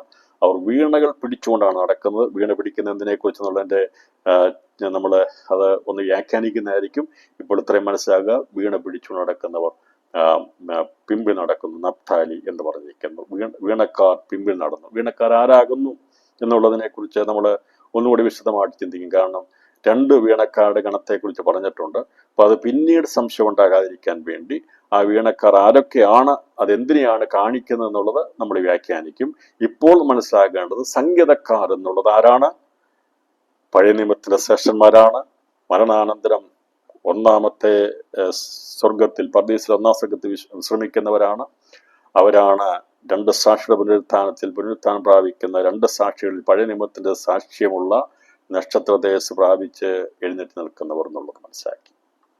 വീണക്കാർ എന്നുള്ളത് 2-ാമത്തെ ഒലിവുമരം പ്രദാനം ചെയ്യുന്നവരാണ്. അവര് നപ്താലി ഗോത്രത്തോട് ബന്ധത്തിലാണ് വെളിപ്പെടുന്നത്. അവരോടുള്ള ബന്ധത്തിൽ അവര് ഏറ്റവും പുറയിലുള്ളവരാണ്, യാത്രയിൽ ഏറ്റവും പുറയിലുള്ളവരാണ്. അവരാണ് പോരാടുന്നവർ.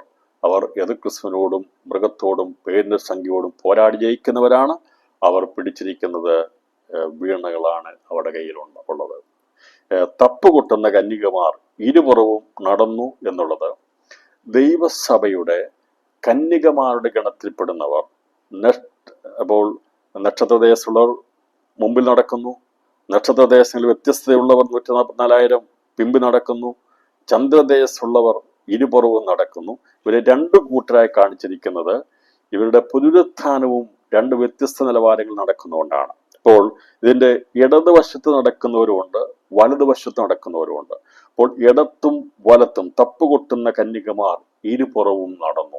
ഇരുപുറവും എന്ന് പറയുമ്പോൾ ഇടതുവശത്തും വലതുവശത്തുമാണ്. അപ്പോൾ മുമ്പിൽ പോകുന്നവരുണ്ട്, പുറകിൽ പോകുന്നവരുണ്ട്, ഇടതുവശത്തുള്ളവരുണ്ട്, വലതുവശത്തുള്ളവരുണ്ട്.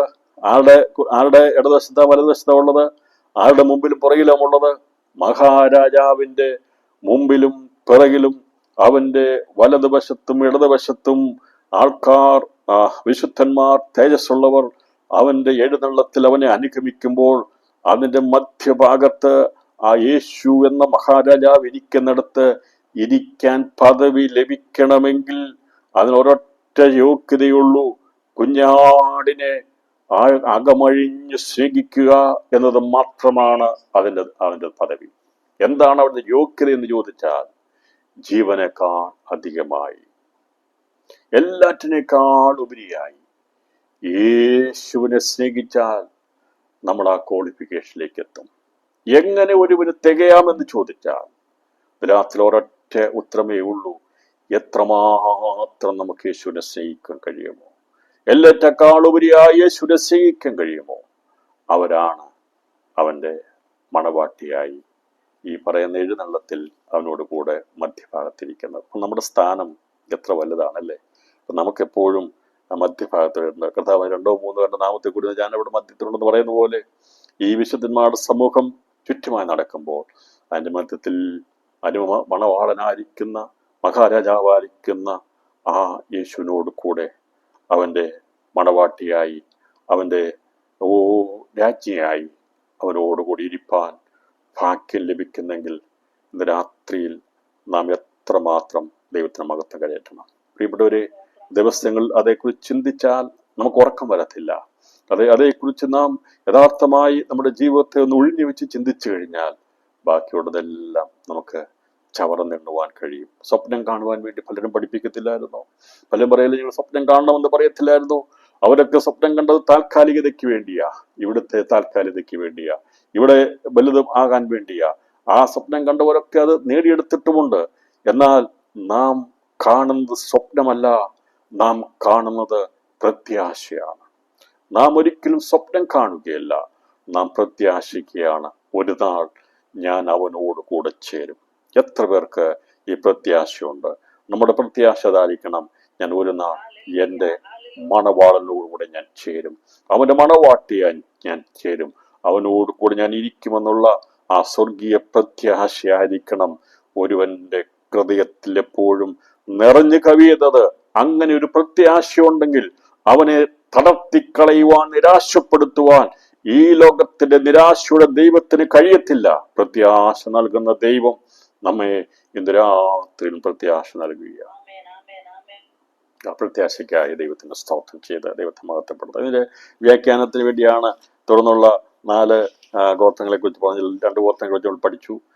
അതിൽ നമ്മൾ പഠിച്ചത് മുമ്പ് നടക്കുന്ന യഹൂദയെക്കുറിച്ച് പഠിച്ചു. അവർ സംഗീതക്കാരാണെന്ന് മനസ്സിലായി, മുമ്പ് നടക്കുന്നവരാണെന്ന് മനസ്സിലായി. പുറകിൽ പോകുന്നവര് വീണകൾ പിടിക്കുന്നവരാണ്, അവര് നപ്താലിയാണ്, പോർക്കളം വീടുകളിലുള്ളവരാണ്, അവരാണ് ഏറ്റവും പ്രയാണത്തിൽ പുറകിൽ പോകുന്നത്. ഇതിൻ്റെയൊക്കെ നിങ്ങൾക്ക് തെളിവ് വേണമെന്നുണ്ടെങ്കിൽ ഞാൻ അതിൻ്റെ വാക്യം എടുക്കാം. അല്ലെങ്കിൽ സാധാരണ രീതിയിൽ സംഖ്യാപുസ്തകം വായിച്ചാൽ മതി. ഓരോ ഗോത്രം പുറപ്പെട്ടു കഴിയുമ്പോൾ അവസാനം മുമ്പിൽ പോകുന്ന യഹൂദയായിരിക്കും, ഏറ്റവും അവസാനം പോകുന്ന നപ്താലിയാണെന്നുള്ളതൊക്കെ അറിയാം. ഇനി സംശയം ഉണ്ടെങ്കിൽ കിട്ടുന്നില്ല എന്നോട് ചോദിച്ചാൽ മതി, ഞാനിത് തെളിവ് തരാം. സാധാരണ ഒരു പഠനമുള്ള ഒരു വിശ്വാസികൾക്ക് ഇതൊക്കെ മനസ്സിലാകാവുന്നതേ ഉള്ളൂ. ഇനി അത് നിങ്ങൾക്ക് കിട്ടുന്നില്ലെങ്കിൽ അത് ഇതിങ്ങനെയൊക്കെ പറയുന്നത് ശരിയാണോ എന്നുള്ള സംശയമൊക്കെ ഉണ്ടെങ്കിൽ അത് വെളിപ്പെടുത്തേണ്ട രീതിയിൽ ഞാൻ വെളിപ്പെടുത്തണമെങ്കിൽ അത് ഇവരുടെ പ്രയാണത്തെക്കുറിച്ചുള്ള ഭാഗമൊക്കെ എടുത്ത് പഠിപ്പിക്കണം. അപ്പം അങ്ങനെ എല്ലാം കൂടെ പഠിപ്പിക്കാൻ പോയാൽ, സംഖ്യാപുസ്തകമൊക്കെ പഠിപ്പിക്കണം, അങ്ങനെ പഠിപ്പിക്കാൻ പോയാൽ നമുക്ക് ഒരുപാട് സമയങ്ങൾ വേണ്ടി വരും. അപ്പം അതുകൊണ്ട് ഇതൊക്കെ അറിയാം എന്നുള്ള ഒരു ചിന്തയിലാണ് ഞാൻ അത്രയും രീതിയിലേക്ക് പോകാത്തത്. ഈ പറയുന്നതൊക്കെ ശരിയാണ് എന്ന് നിങ്ങൾ വിശ്വസിക്കുന്നു. അതിന് തെളിവ് വേണ്ടെങ്കിൽ ഞാൻ മുമ്പോട്ട് പോകാം. അതല്ല, തെളിവ് ആവശ്യമുണ്ട് എങ്കിൽ സംഖ്യാപുസ്തകം വായിക്കണം. ഇസ്രായേലിന്റെ പ്രയാണത്തിൽ അവർ പോകുന്നത് എങ്ങനെയാണെന്നുള്ളതിനെ കുറിച്ച് രേഖപ്പെടുത്തിയിട്ടുണ്ട്. അപ്പോൾ ആരൊക്കെയാണ് മുമ്പിൽ പോകേണ്ടതെന്നുള്ളതിനെ കുറിച്ച് രേഖപ്പെടുത്തിയിട്ടുണ്ട്. അതിൻ്റെ സംഖ്യാപുസ്തകം ഞാൻ വേഗത്തിൽ വായിക്കാം. കാരണം ഞാൻ എൻ്റെ സംശയം മാറാതിരിക്കാൻ വേണ്ടി, സംശയം ഉണ്ടെങ്കിൽ സംഖ്യാപുസ്തകം 1-ാം അധ്യായത്തിൽ അതിൻ്റെ ഭാഗങ്ങളെക്കുറിച്ച് രേഖപ്പെടുത്തിയിട്ടുണ്ട്. പ്രഭുക്കന്മാരായിട്ടുള്ളവരെ കുറിച്ച് പറഞ്ഞിട്ടുണ്ട്. അപ്പോൾ ഇസ്രായേൽ ആരൊക്കെ എണ്ണണം എന്നൊക്കെ പറഞ്ഞിട്ടുണ്ട്. ആരൊക്കെയാണ് മുമ്പിൽ പോകേണ്ടതുള്ളതും ആരാണ് പിമ്പിൽ പോകേണ്ടതിനെ കുറിച്ചും അവിടെ പറഞ്ഞു. 2-ാം അധ്യായത്തിൽ പറയുമ്പോൾ അതിൻ്റെ പ്രാരംഭത്തിൽ പറഞ്ഞിരിക്കുന്നത് യഹൂദാ പാളയങ്ങൾ കൊടിക്കീഴുള്ള ഗണഗണമായി പുറപ്പെടണം. 2-ാം അധ്യായം 1-ാം വാക്യം.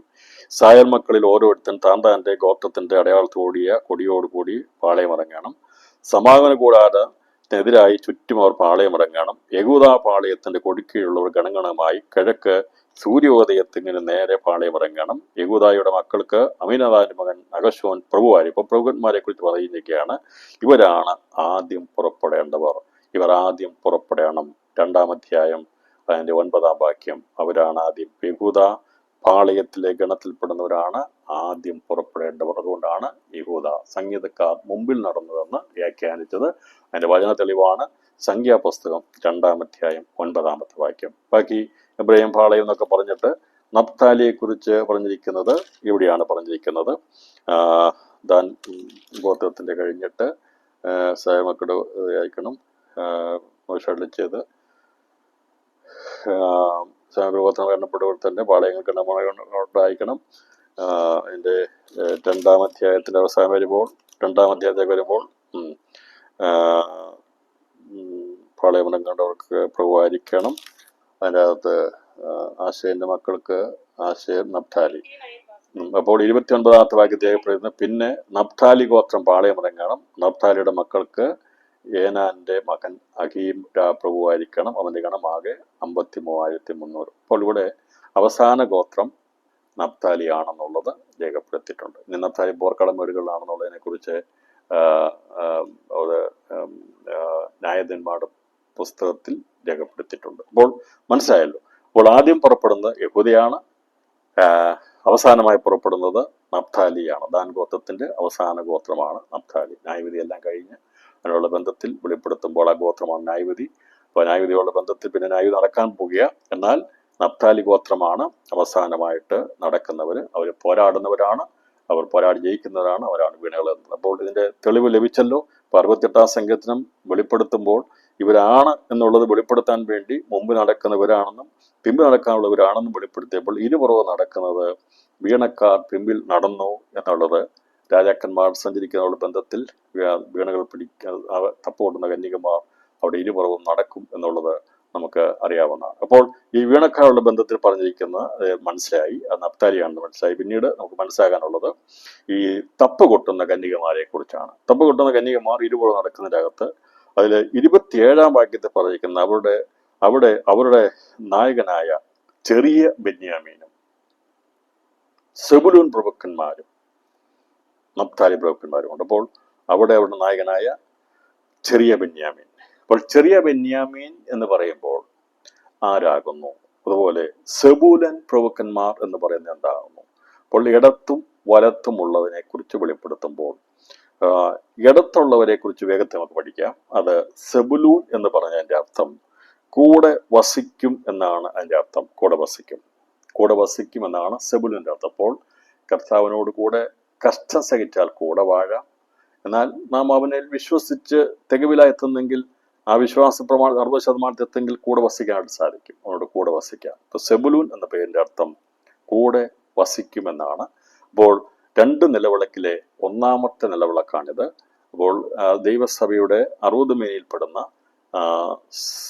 സ്വർഗീയ പർദീസിലെ 2-ാം സ്വർഗത്തിൽ മരണാന്തരം വിശ്രമിക്കുന്നവരാണ് ഈ പറയുന്ന സെബുലൂൻ. കൂടെ വസിക്കും എന്ന പേരിൽ അറിയപ്പെടുന്നവർ.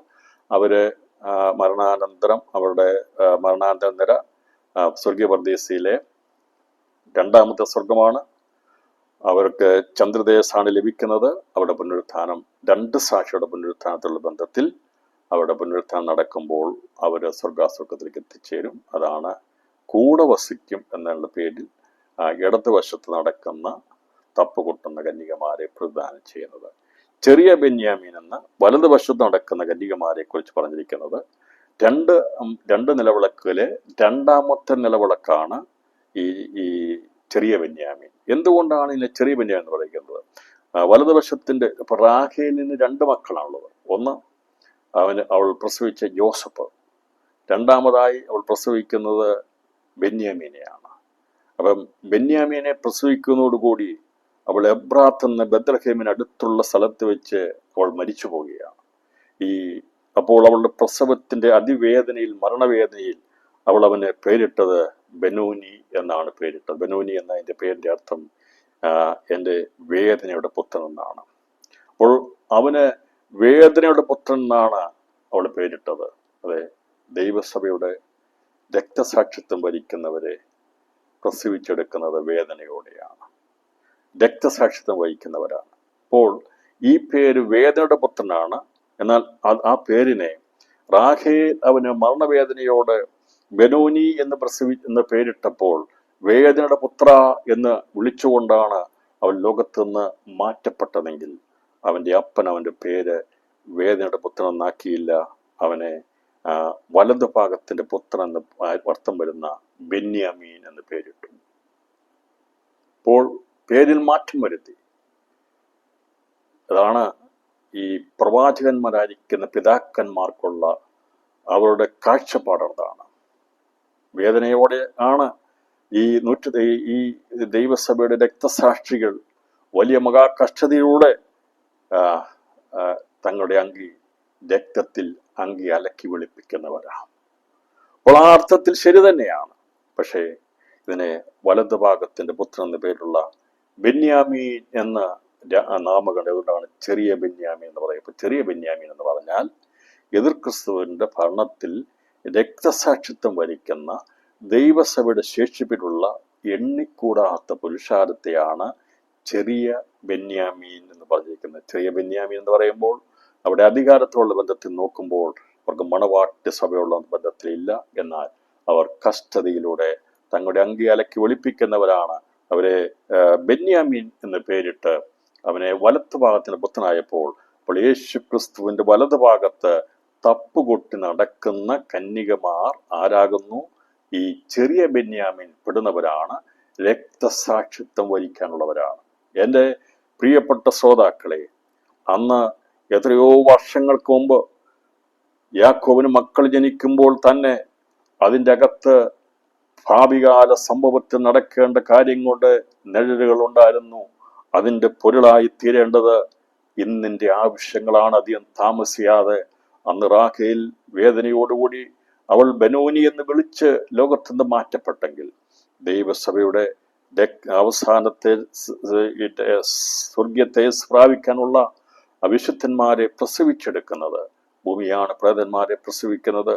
എൻ്റെ മൃതന്മാർ ജീവിക്കുമെന്ന് പറയുന്ന മൃതന്മാരുടെ ഗണത്തിൽപ്പെടുന്ന മരണാനന്തരം എതിർ ക്രിസ്തുവിന്റെ ഭരണസമയത്ത് രക്തസാക്ഷികളാകുന്ന, എതിർ ക്രിസ്തുവിനോടും അവന്റെ പ്രതിമയോടും പേരിന്റെ സംഖ്യയോടും ജയിച്ചു നിൽക്കുന്ന എണ്ണിക്കൂടാത്ത വലിയൊരു പുരുഷാരം വെള്ള നിലയെങ്കി പിടിച്ചുകൊണ്ട് തങ്ങളുടെ കുഞ്ഞാണ്ട് രക്തത്തിൽ അലക്കി വെളുപ്പിക്കുന്നവരുടെ ഗണത്തിൽപ്പെടുന്നവരെയാണ് ചെറിയ ബെന്യാമീൻ എന്ന ഗണത്തിൽപ്പെടുന്നവരെ വെളിപ്പെടുത്തിയിരിക്കുന്നത്. അത് വലതു ഭാഗത്തിന്റെ പുത്രന്മാരാ. ഇന്ന് രാത്രിയിൽ വലതു ഭാഗത്തിന്റെ പുത്രനാക്കി ബെന്യാമീനെ, ബെനോനിയെ യാക്കോബ് മാറ്റിയെങ്കിൽ അപ്പോൾ യേശു ക്രിസ്തു എന്ന മഹാരാജാവിന്റെ വലതു ഭാഗത്ത് നടക്കുന്നവർ അവർക്ക് സാക്ഷ്യം പറയാൻ കഴിയും.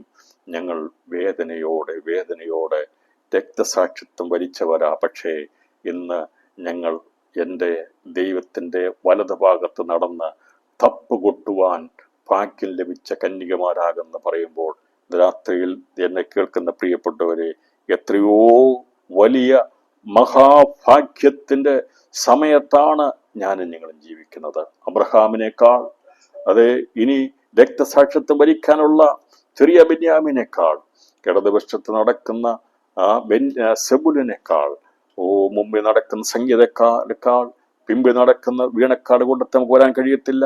മുമ്പിൽ നടക്കുന്ന ഗണത്തിലും വരാൻ കഴിയത്തില്ല. ഞാൻ പറഞ്ഞല്ലോ, അവരെക്കാളൊക്കെ ശ്രേഷ്ഠന്മാരാണ് ഇന്ന് ഭൂമിയിൽ ശ്വാസമുള്ളവരായി ജീവിക്കുന്നതിൽ.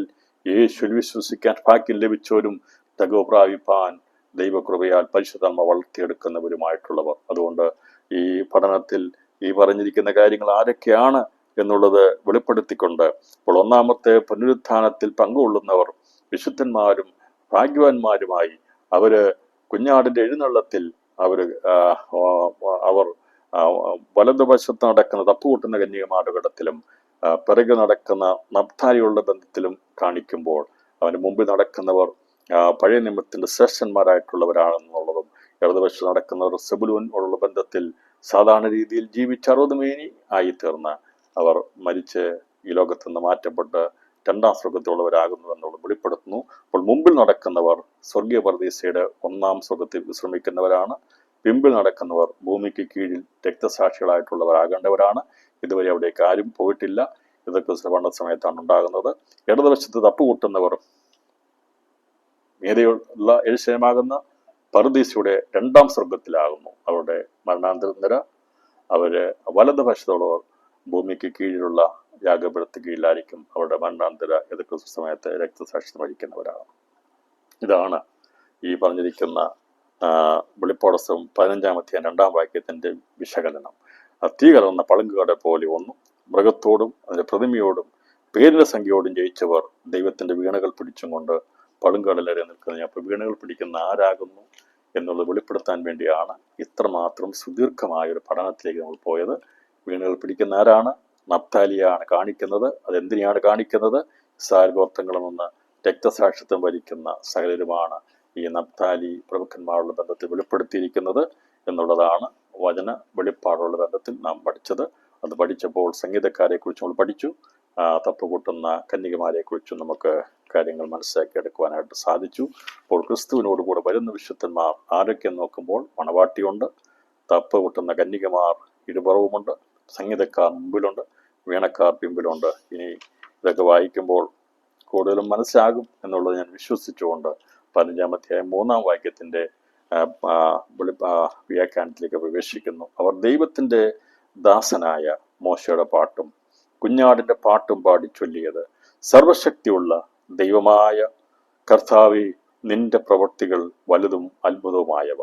സർവജാതികളുടെ രാജാവേ, നിന്റെ വഴികൾ നീതിയും സത്യമായുള്ളവ. അവർ ദൈവത്തിന് ദാസനായ മോശയുടെ പാട്ടും. ഇപ്പോൾ വീണകൾ പിടിച്ചുകൊണ്ട് നിൽക്കുന്നവർ നാം പഠിച്ചതുപോലെ നപ്താലി ഗോത്രത്തെ പ്രദാനം ചെയ്യുന്ന പോരാടി ജയിച്ചവരാകുന്നു വീണകളെ പിടിക്കുന്നവരാണെന്നും അവര് എതിർക്കുന്ന സമയത്ത് രക്തസാക്ഷിത്വം വരിക്കുന്നവരാണെന്നും വെളിപ്പെടുത്തുവാൻ വേണ്ടിയുള്ള വാക്യമാണ് അവർ ദൈവത്തിന്റെ ദാസനായ മോശയുടെ പാട്ടും കുഞ്ഞാടിന്റെ പാട്ടും ചൊല്ലുന്നത്. അപ്പോൾ മോശയുടെ പാട്ട് നമ്മൾ പാടേണ്ട ആവശ്യമില്ല. അത് സ്വർഗത്തിൽ ചെല്ലുമ്പോൾ നമ്മൾ പാടാനുള്ളത്. നമ്മൾ പാടുന്ന പുതിയ പാട്ടാണ്. ആ പുതിയ പാട്ട് പാടുന്നത് എന്താണെന്നുള്ളത് നമ്മൾ വെളിപ്പാട് പുസ്തകം നമ്മൾ പഠിച്ചിട്ടുണ്ട്. അവർ പുതിയ പാട്ട് പാടുന്നതിനെ കുറിച്ച് അവിടെ രേഖപ്പെടുത്തിയിട്ടുണ്ട്.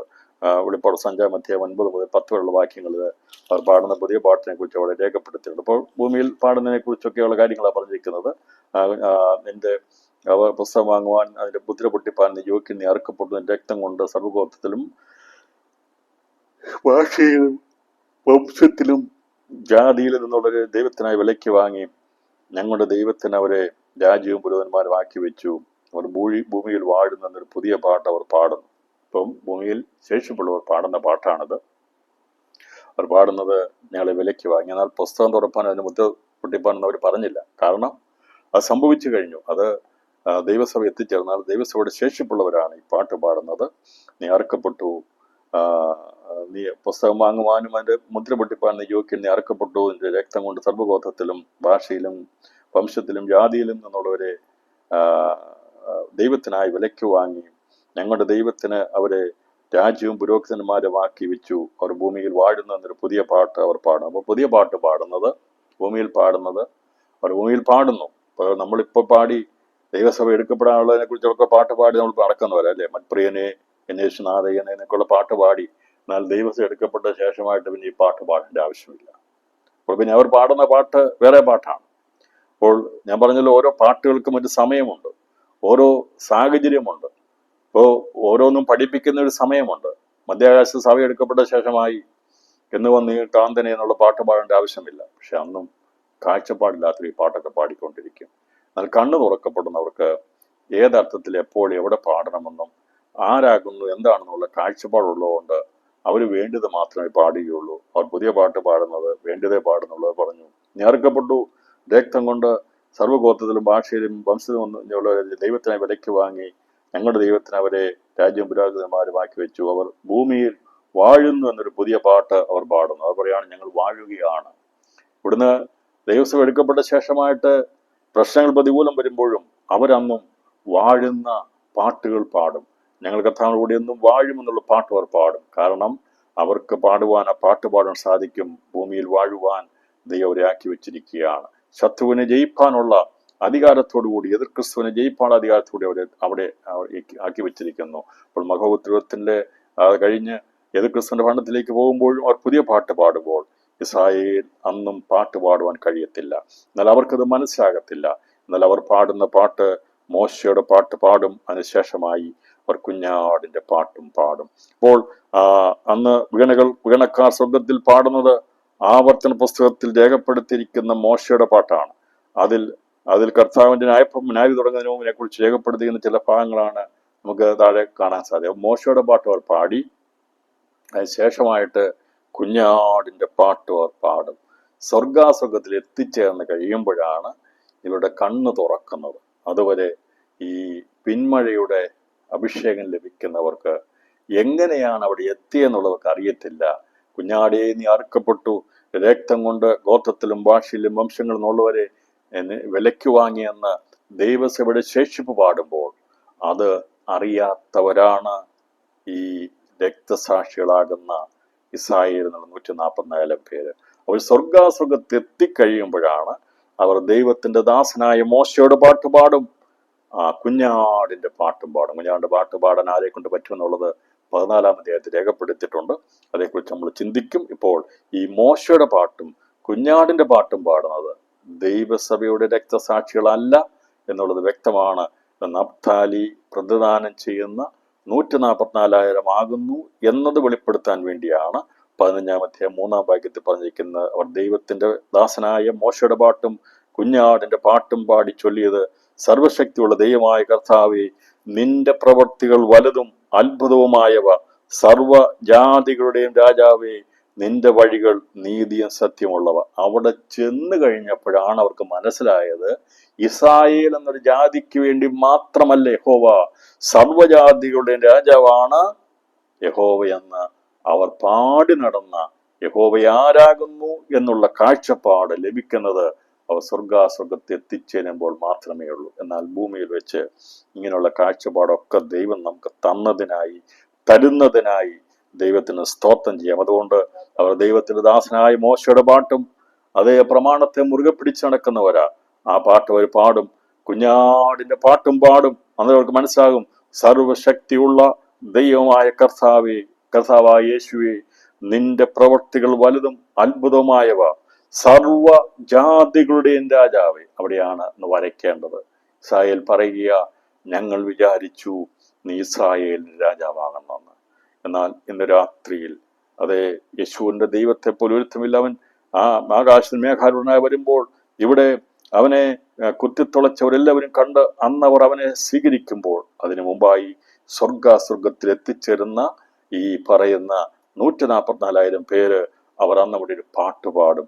അതുവരെ അവർ പാടാത്ത പാട്ടാണ് അന്നവർ പാടുന്നത്.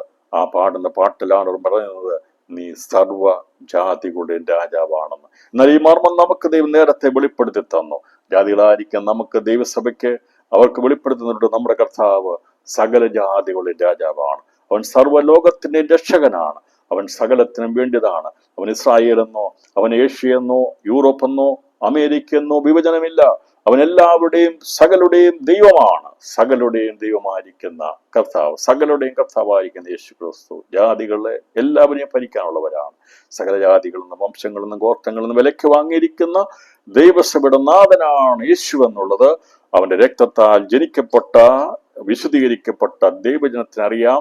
എന്നാൽ അത് അറിയാൻ വയ്യാത്തവർ അവിടെ ചെല്ലുമ്പോൾ അവർ പാടുകയാണ്, നീയാണ് സകല ജാതികളുടെയും രാജാവ്. ദൈവമായ കർത്താവേ, നിന്റെ പ്രവൃത്തികൾ എത്ര വലുതാണ്, അത്ഭുതമാണ്! ഞങ്ങൾക്കറിയത്തില്ലായിരുന്നു. മോശ ഞങ്ങളെ പഠിപ്പിച്ച പാട്ടും മോശയുടെ പ്രമാണമേ അറിയത്തുള്ളായിരുന്നു. ഇസ്രായേൽ എന്ന കാര്യമേ അറിയത്തുള്ളായിരുന്നുള്ളൂ. ഞങ്ങൾ അതിനകത്ത് വിശ്വസ്തത പുലർത്തി, ജീവൻ വരെ കൊടുത്തു. നീ ഞങ്ങളെ ഇത്രമാത്രം ഉയർത്തിയല്ലോ. നീ മഹാരാജാവാകുന്നെന്നുള്ളത് ഞങ്ങൾക്ക് മനസ്സിലായി എന്ന് പറഞ്ഞുകൊണ്ട് വീണകൾ പിടിച്ചുകൊണ്ട് അവർ പാടുമ്പോൾ അവരെ വെളിപ്പെടുത്തുന്നത് നഫ്താലിയാണ്. അവർ വെളിപ്പെടുത്തുന്നത് 144,000 അവർ മോശയുടെയും കുഞ്ഞാടിന്റെയും പാട്ടാണ് പാടുന്നത്. മോശയുടെ പാട്ടിനെ കുറിച്ച് നമുക്കറിയാം. അതിന്റെ പശ്ചാത്തലത്തിലേക്ക് ഞാൻ ഇന്ന് രാത്രിയിൽ പോകുന്നില്ല. പക്ഷേ ഈ എവിടെയാണ് മോശയുടെ പാട്ട് രേഖപ്പെടുത്തിയിരിക്കുന്നുള്ളത്? ആവർത്തന പുസ്തകം 32-ാം അധ്യായത്തിൽ രേഖപ്പെടുത്തിയിട്ടുണ്ട്. കർത്താവ് അവർക്ക് വാക്യങ്ങളൊക്കെ കൊടുത്ത് അവരെ പഠിപ്പിച്ചു പോന്നപ്പോൾ നമുക്കറിയാം ഈ വചനങ്ങളെല്ലാം അങ്ങനെ അതുപോലെ തന്നെ മനസ്സിലാകത്തില്ല. അത് പാട്ട് രൂപത്തിൽ കൊടുത്താൽ ഹൃദയത്തിൽ കിടക്കും. അതുകൊണ്ടാണ് ഇവർക്ക് വരാൻ, ഇവർക്ക് സാക്ഷ്യമായി പ്രസ്താവിക്കാൻ വേണ്ടി പ്രമാണത്തിൽ എഴുതിയിരിക്കുന്ന എല്ലാം കൂടി കർത്താവ് അരച്ച് കലക്കി ഒരു പാട്ടായിട്ട് മോശയെ പഠിപ്പിച്ചു. എന്നിട്ട് പറഞ്ഞു, ഈ പാട്ട് നീ അവരെ പഠിപ്പിക്കണം. കാരണം ഇവിടെ നിരൂപണങ്ങളൊന്നും ശരിയല്ല. ഞാൻ ഈ പറഞ്ഞ കാര്യങ്ങളൊക്കെ അവർ മറന്നുപോകും. പക്ഷെ ഇവരെ പാട്ട് പഠിപ്പിക്കാൻ അവർ പാടിക്കോളും. ആ പാട്ട് പാടുമ്പോൾ ചിലരുടെ ഉള്ളിലെങ്കിലും ഇത് ചെല്ലും. അതാണ് പ്രത്യേകത. നമുക്കറിയാമല്ലോ, പാട്ടിനോട് ഭയങ്കര എല്ലാവർക്കും ഒരു ആസക്തി ഉണ്ട്. പാട്ട് നമ്മൾ പ്രസംഗിച്ചാൽ പലർക്കും അതിനെ അങ്ങോട്ട് ഉൾക്കൊള്ളാൻ, അല്ലെങ്കിൽ കുറച്ച് കഴിയുമ്പോൾ വിഷമമൊക്കെ തോന്നും.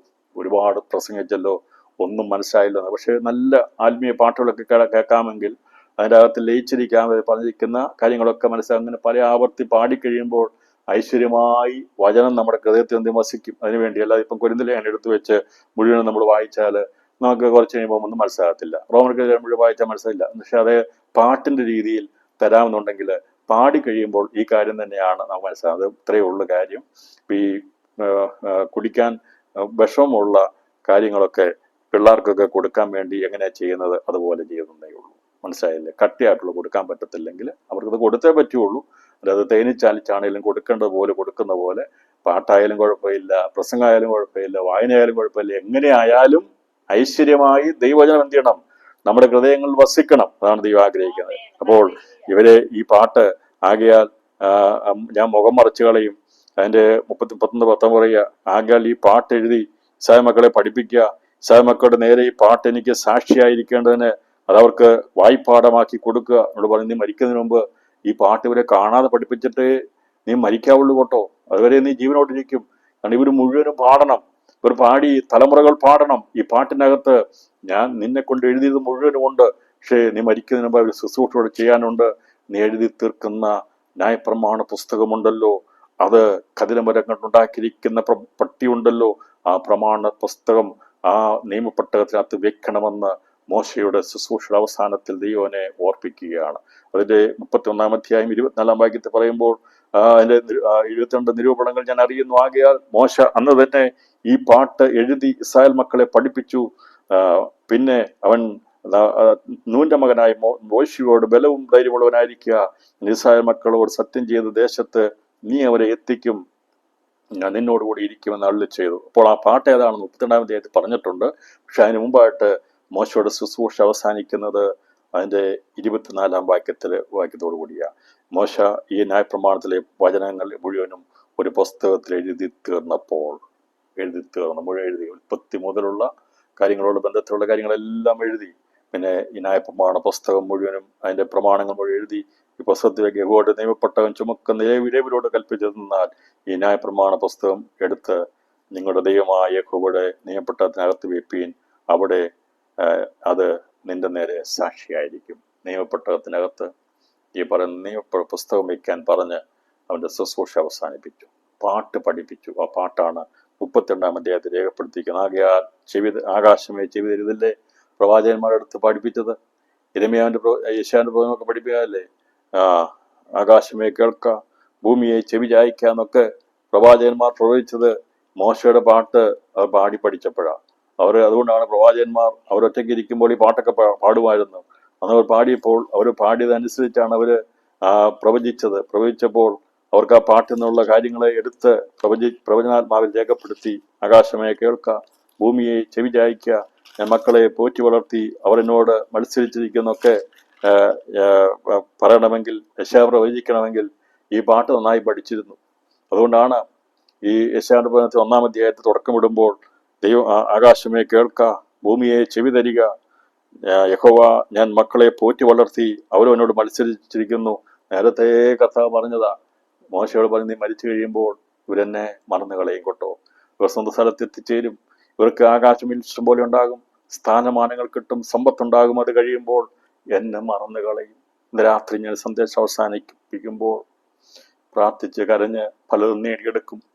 എല്ലാം ലഭിച്ചു കഴിയുമ്പോൾ അഹങ്കരിച്ചു പോകരുത്. കനാൻ ദേശത്തെത്തിയ ഇസ്രായേൽ ജനത്തിന് പറ്റിയ കുഴപ്പം, അവര് എല്ലാം ലഭിച്ചു കഴിഞ്ഞപ്പോൾ അന്യദൈവങ്ങളുടെ പിന്നാലെ പോകുവാനിടയാത്തീർന്നു. കുഞ്ഞാടിന്റെ രക്തത്താൽ വിലയ്ക്ക് വാങ്ങിയ ദൈവജനമേ, നമുക്ക് സ്ഥാനമാനങ്ങളൊക്കെ കിട്ടും. കണ്ണുനീർ കണ്ട് ദൈവം നമ്മുടെ പ്രാർത്ഥനയ്ക്ക് മറുപടി നൽകും. നമ്മുടെ ദൈവം ആദരിക്കും. ദൈവം നമുക്ക് ഉയർച്ച നൽകും. നാം ഒരിക്കലും ഉദ്ദേശിക്കാത്ത ഉന്നത പദവികളൊക്കെ നൽകി നമ്മളെ ദൈവം ആദരിക്കും. പക്ഷേ മറന്നു കളയരുത്, ജീവൻ തന്ന ദൈവത്തെ മറന്നു കളയരുത്.